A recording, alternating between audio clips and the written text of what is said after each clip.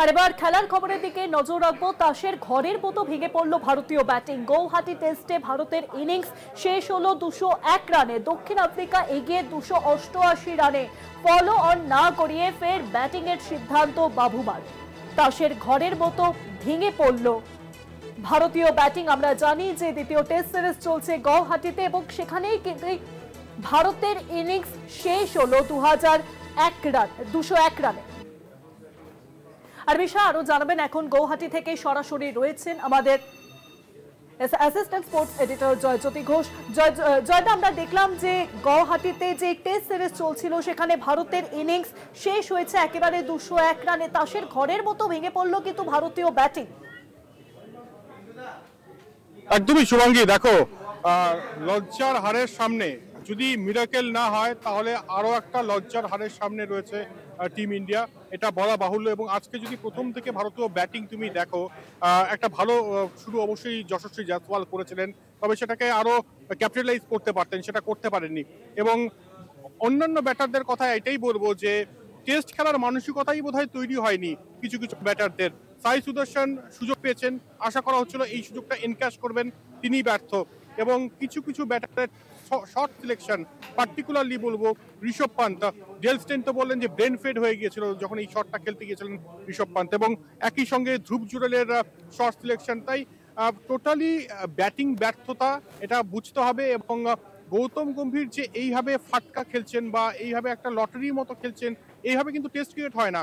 Test ক্রিকেটের জন্য temperament দরকার, টেস্ট ক্রিকেটের জন্য পেশেন্স দরকার। এই একই উইকেটে দক্ষিণ আফ্রিকা খেলেছে, যে দল 489 করে সেই দলের বিরুদ্ধে যখন ভারত ব্যাটিং করতে নামে এবং ভারতীয় ব্যাটাররা যখন ব্যাটিং করে তখন মনে হয় যে এটা অন্য উইকেটে খেলা হচ্ছে। তাই এটাই বলার যে একদম টোটালি ব্যাটিং কলাপস। এবং কুলদীপ যাদব যদি 132 বল টিকতে পারেন তাহলে ভারতীয় টপ অর্ডার ব্যাটাররা কেন টিকতে পারবে না। শুভাঙ্গী, আমার সঙ্গে রয়েছেন একজন দর্শক যিনি এসেছিলেন আজকে এবং বাঙালি, তার কাছে জিজ্ঞেস করব যে তিনি কিভাবে দেখছেন আজকের এই ম্যাচ। ব্যাটিং বিপর্যয় এবং lack of application. Kuldeep Yadav এবং ওয়াশিংটন সুন্দর যে ব্যাটটি করেছেন সেটা আগে চেতেশ্বর পূজারা, হনুমা বিহারি থেকে দেখে আমরা অভ্যস্ত ছিলাম। এই টিমটি ঋষভ পান্তের ব্যাটিং স্টাইলে টি-20 মোডে যদি খেলে ভারতীয় টেস্ট ক্রিকেটের ভবিষ্যৎ কিন্তু খুবই অন্ধকারে।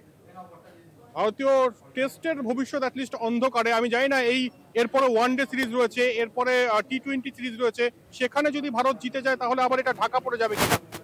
তবে নিউজিল্যান্ড এখানে এসে হারিয়ে দিয়ে গেছে, সাউথ আফ্রিকা হারানোর পথে। ভারতীয় টেস্ট টিম কিন্তু যথেষ্ট রকম ফিঞ্চের মধ্য দিয়ে যাচ্ছে। এবং এরপর যদি গৌতম গম্ভীরের ওপর কাউকে না বসানো হয়, রাহুল দ্রাবিড় বা ভিভিএস লক্ষ্মণের মতো কাউকে যারা সত্যিকারে বোঝেন। এবং আরো একটা বিষয় এখানে বলা, সেটা হচ্ছে যে বিরাট কোহলি এই টিমে নেই, রোহিত শর্মা এই টিমে নেই, চেতেশ্বর পূজারা এখন কমেন্ট্রি করছেন, অজিঙ্ক্য রাহানে রঞ্জিতে সেঞ্চুরি করছেন, তাও তিনি এই দলে নেই।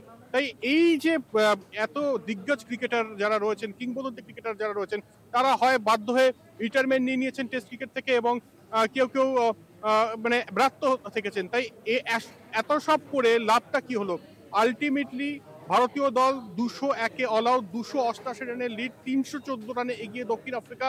এবং মনে হচ্ছে গুয়াহাটির বর্ষাপাড়া স্টেডিয়াম নয়, এটা যেন কিংসমিড ডারবানে খেলা হচ্ছে। শুভাঙ্গী, অনেক ধন্যবাদ জয়দা। সরাসরি গৌহাটি থেকে ছিলেন আমাদের assistant sports editor Joyjyoti Ghosh.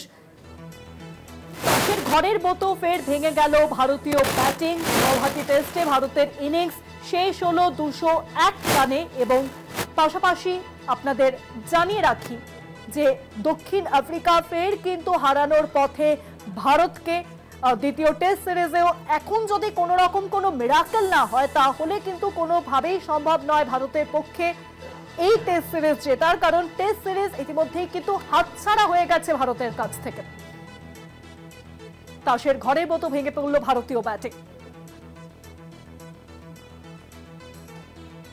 Guwahati টেস্টে ভারতের ইনিংস শেষ 201 রানে। দক্ষিণ আফ্রিকা এগিয়ে 288 রানে।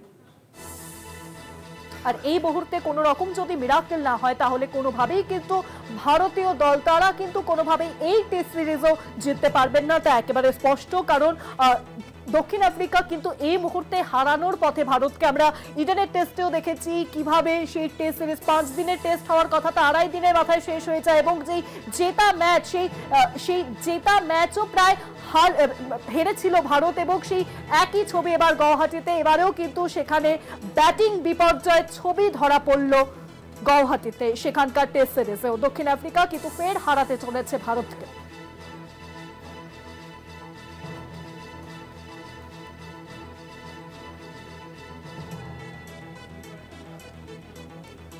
গৌহাটি টেস্টে ভারতের ইনিংস শেষ হয়েছে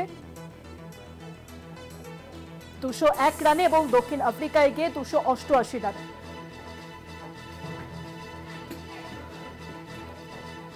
ফলো অন না করিয়ে ফের ব্যাটিং এর সিদ্ধান্ত বাফুমার। তাসের ঘরের মতো ভেঙে পড়ল ভারতীয় ব্যাটিং। ইডেন গার্ডেন্সে যে টেস্ট সিরিজ হওয়ার কথা ছিল 5 দিনে, সেই টেস্ট আমরা দেখলাম যে শেষ হয়ে যায় 2.5 দিনে, এবং ভারত এগিয়ে ছিল সেখানে, কিন্তু হঠাৎই দক্ষিণ আফ্রিকা কিন্তু ভারতকে ছাপিয়ে তারা জিতে যায় সেই টেস্ট। এবং গুয়াহাটিতে যে টেস্ট চলছে সেই টেস্ট সিরিজও যে ভারতের হাতছাড়া হতে চলেছে তা কিন্তু একেবারে স্পষ্ট হয়ে যাচ্ছে এখন এই মুহূর্তে। যদি কোনো মিরাকেল না হয় ভারতীয় দলের সঙ্গে, তাহলে কিন্তু কোনোভাবেই সম্ভব নয় ভারত এই টেস্ট জিততে পারে বলে।